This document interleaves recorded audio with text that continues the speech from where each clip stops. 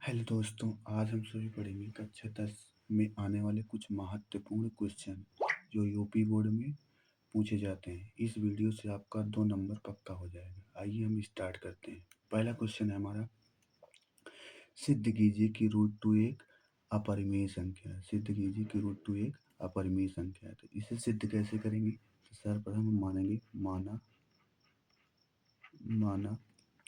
Root two एक परिमेय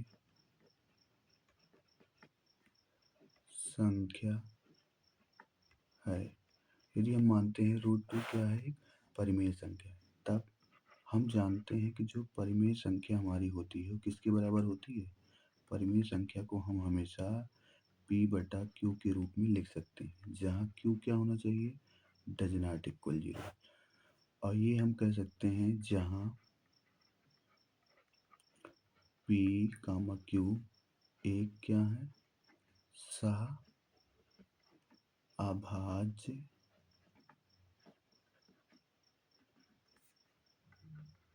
संख्याएं हैं। इसके बाद हम क्या करेंगे, हमारे पास जो दिया गया है रूट टू बराबर p बटा क्यू, इसे इक्वेशन हम मान लेते हैं फर्स्ट। अब यहाँ से लिखते हैं समीकरण एक का दोनों पक्षों का वर्ग करने पर, समीकरण एक से क्या करेंगे, हम इन दोनों पक्षों का हम यहाँ कर देंगे वर्ग। जैसे ही वर्ग करेंगे हमारे पास कुछ रिजल्ट इस तरह से बन जाएगा, 2 बराबर पी स्क्वायर बटा क्यू स्क्वायर, या हम ऐसे लिख सकते हैं 2q स्क्वायर बराबर पी स्क्वायर। इसका मतलब क्या है कि इसका मतलब क्या है, इसका मतलब यह है कि पी स्क्वायर 2 से विभाज्य है। पी स्क्वायर जो है 2 से क्या है, विभाज्य है। आगे बढ़ते हैं तो तब हम क्या कह सकते हैं, तब हम यह भी कह सकते हैं कि जो हमारा ये बन जाएगा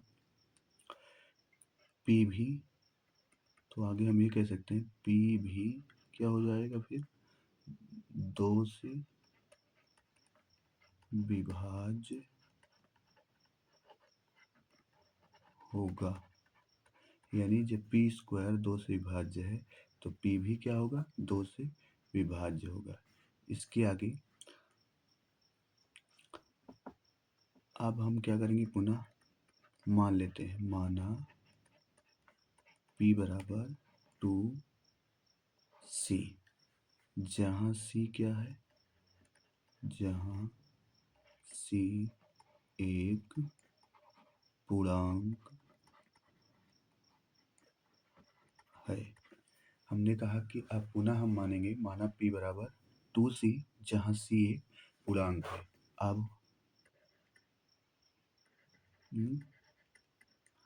ये जो हम समीकरण बनाए थे, इसे इक्वेशन को हम सेकंड मान लेते हैं। इसे इक्वेशन कौन सा मान लेते हैं, सेकंड। अब p का मान समीकरण 2 में रखने पर, जब p का मान हम 2 में रखेंगे तो क्या बनेगा, 2q स्क्वायर इक्वल, क्या माने थे, 2c, तो 2c का स्क्वायर, यानी यहाँ बन जाएगा 2q square equal 4c square. ये 2 से ये 4 कैंसिल हो जाएगा, q स्क्वायर बराबर हो जाएगा 2c स्क्वायर।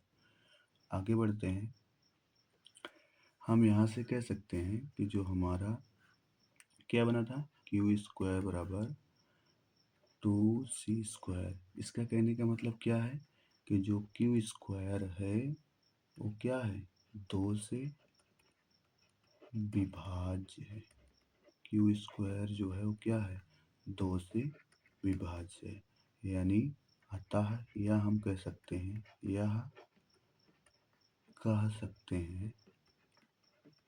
क्या कि q भी 2 से विभाज्य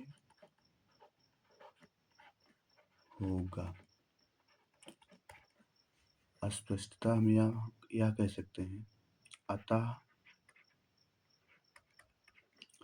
P, Q दोनों दो से विभाज्य है। यानी P और Q दोनों भी क्या हैं, 2 से विभाज्य है। अतः यहाँ विरोधाभास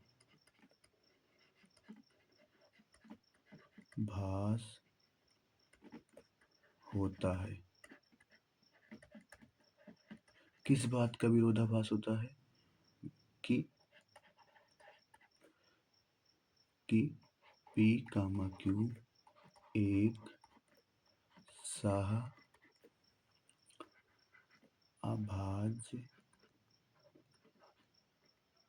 क्या है? सहअभाज्य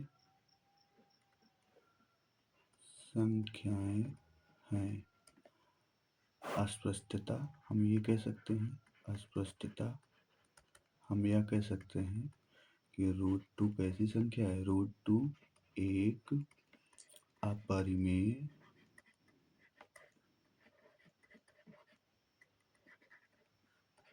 संख्या है। तो इस तरह से हम प्रूव करते हैं कि √2 एक अपरिमेय संख्या है। इसी तरह से परीक्षा में पूछा जाता है कि √2 एक अपरिमेय संख्या है, √3 एक अपरिमेय संख्या है, √5 एक अपरिमेय संख्या है, √7 एक अपरिमेय संख्या है। तो इस तरह से हम प्रूव कर सकते हैं। जहाँ जहाँ 2 लिखे थे वहाँ क्या हो जाएगा, 3 हो जाएगा और उसका वर्ग लिख देंगे। तो इस तरह से हम प्रूव कर सकते हैं कि √2, √3, √5 एक अपरिमेय संख्या है। आगे बढ़ते हैं। अगला हमारा क्वेश्चन है, सिद्ध कीजिए कि 2 + √3 एक अपरिमेय संख्या है। इस क्वेश्चन को कैसे प्रूव करेंगे? क्योंकि परीक्षा में 2 टाइप के क्वेश्चन बनते हैं। एक तो जैसे पहले हमने सीखा कि √3, √5 इस टाइप का। दूसरा जैसे इस टाइप का बन जाएगा 2 + √3, 2 - √3 इस टाइप का। तो ऐसे ही 2 टाइप के क्वेश्चन पेपर में बनते हैं, जिसे प्रूव करने के लिए देता है 2 नंबर में देता है। तो आइए स्टार्ट करते हैं। सबसे पहले इसे कैसे करेंगे? ये जो हमारा दिया है इसमें कितना 2 + √3 क्या है, तो हम यहाँ मानेंगे, माना उसी तरह से जैसे उसमें माने थे, माना 2 + √3 एक कौन सी संख्या है, एक परिमेय संख्या है। ठीक, हमने मान लिया एक परिमेय संख्या है। और जब परिमेय संख्या है तो किसके बराबर होगी? 2 + √3 जो होगा किसके बराबर होगा? वो होगा P/Q के बराबर। और Q की वैल्यू क्या होनी चाहिए? कभी 0 के बराबर नहीं होनी चाहिए। अच्छा, P और Q ये कैसे होने चाहिए? एक सहअभाज्य संख्या है। कैसी संख्याएं हैं? सहअभाज्य संख्याएं हैं। चलो ठीक है, हम यहाँ लिख देते हैं जहाँ P और Q ये क्या है? सहअभाज्य संख्याएं हैं। अब आगे बढ़ते हैं। यदि यहाँ से देखें तो हम यहाँ √3 है, √3 को ऐसे लिख देते हैं P/Q। ये जो संख्या 2 है इसे इधर से ले जाएंगे तो क्या बन जाएगा? माइनस में हो जाएगा, यहाँ बटा 1 मान सकते हैं। यदि यहाँ लिख सकते हैं √3, इसे क्रॉस मल्टीप्लाई करेंगे तो P - 2Q/Q बन जाएगा। यदि इसे थोड़ा सा और आगे बढ़ाते हैं तो हम यहाँ क्या देख रहे हैं? यहाँ हम देख रहे हैं जो हमारा रिजल्ट दिखा रहा है कि यहाँ चूंकि लिख सकते हैं, चूंकि क्या कि P - 2Q/Q कैसी संख्या है? एक परिमेय संख्या है। परंतु और इधर क्या है? क्या है? √3 कैसी संख्या है? एक अपरिमेय कैसी संख्या है? एक अपरिमेय संख्या है। अतः हम यहाँ क्या लिख सकते हैं, जबकि इसे दोनों तरफ क्या होना चाहिए, इधर भी परिमेय है, ये अपरिमेय है तो ये भी अपरिमेय होना चाहिए था, ये परिमेय है तो ये भी परिमेय होना चाहिए था। लेकिन एक तरफ क्या है परिमेय संख्या तो दूसरी तरफ क्या है अपरिमेय संख्या। अतः हम क्या कह सकते हैं, अतः यहाँ विरोधाभास विरोधाभास होता है, विरोधाभास होता है। किस बात का विरोधाभास होता है कि √3 एक √3 एक कैसी संख्या है, एक अपरिमेय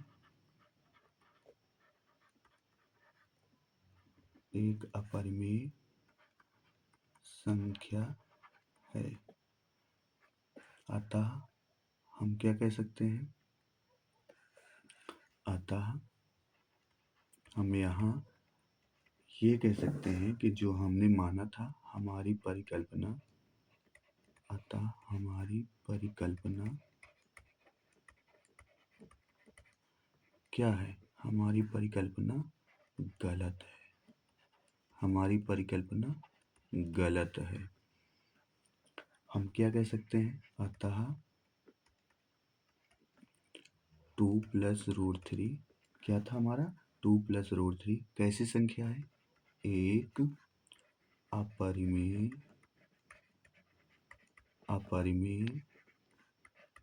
संख्या है। तो इस तरह से हमने प्रूफ कर दिया कि हमारे पास दो संख्याएं थी, जैसे दो संख्याओं का योग एक और दो कैसी संख्या होती है, परिमेय √3 अपरिमेय, लेकिन इन दोनों का जोड़ दे देता है और कहता है सिद्ध कीजिए कि यह कैसी संख्या है, अपरिमेय। तो हम इसका अपोजिट मान के चलते हैं और इसे इस प्रकार से प्रूफ करते हैं। तो ये परीक्षा में 2 नंबर का पूछा जाता है। नेक्स्ट आगे बढ़ते हैं। इस टाइप का क्वेश्चन जैसे दिया है, टू √3, अब इसे क्या प्रूफ करना है, इसे भी प्रूफ करना है कि ये क्या है, अपरिमेय संख्या। कैसे प्रूफ करेंगे, तो जनरली हम क्या कह सकते हैं, इसके भी बराबर मान लेंगे P/Q। ठीक, तो मान लेंगे, क्या मानेंगे, माना 2√3 कैसी संख्या है, एक परिमेय, एक कैसी संख्या है, परिमेय संख्या है।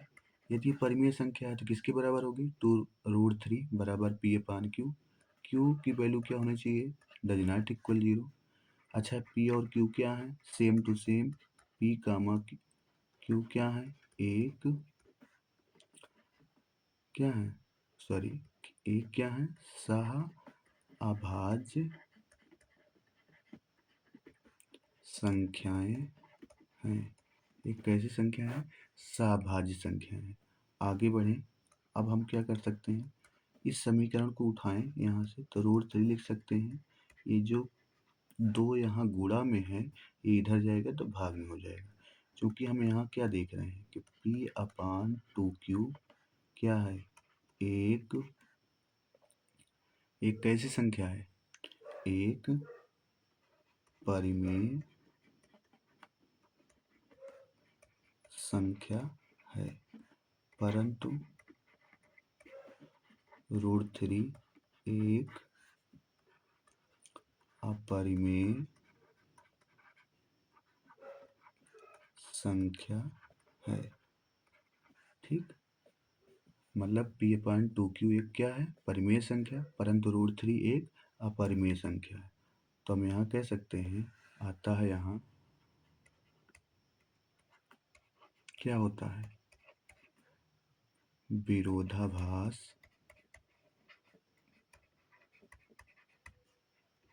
तो यहाँ विरोधाभास होता है। किस बात का विरोधाभास होता है कि √3 एक अपरिमेय संख्या है। √3 एक क्या है, अपरिमेय संख्या है। आगे बढ़े, अतः हमारी परिकल्पना, जो हमने परिकल्पना मानी थी, अतः हमारी परिकल्पना परिकल्पना क्या है? गलत है।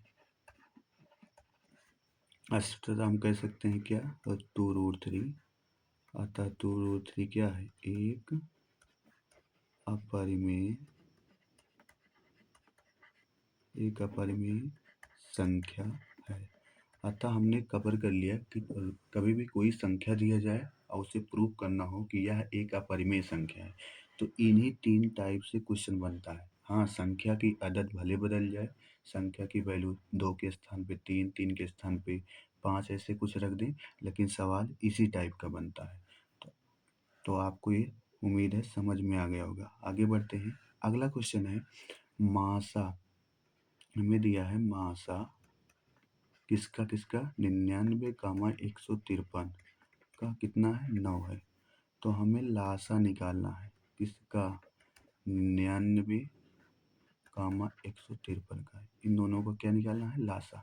तो हम जानते हैं फार्मूला, मासा गुणे लासा बराबर क्या होता है? पहली संख्या गुणे दूसरी संख्या।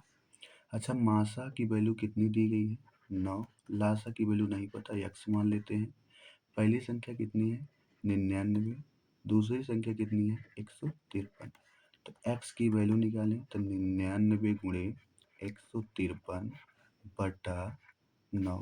काटेंगे तो क्या आएगा? 11 आएगा। गुणा करते हैं, एक्स बराबर हो जाएगा 11 गुणे 153। तो 11 तिया 33, 11 पचे 55 में 3 जोड़ेंगे क्या हो जाएगा? 58। 11 एकदम 11 5 16। तो इस तरह से हमारा आंसर आ जाएगा 1683। तो जो कि ये कब पूछा गया था? 2024 की यूपी बोर्ड में पूछा गया था। आई होप आपको ये वीडियो अच्छा लगे। लाइक कीजिए, चैनल को सब्सक्राइब कीजिए, शेयर कीजिए। Thank you watching this video.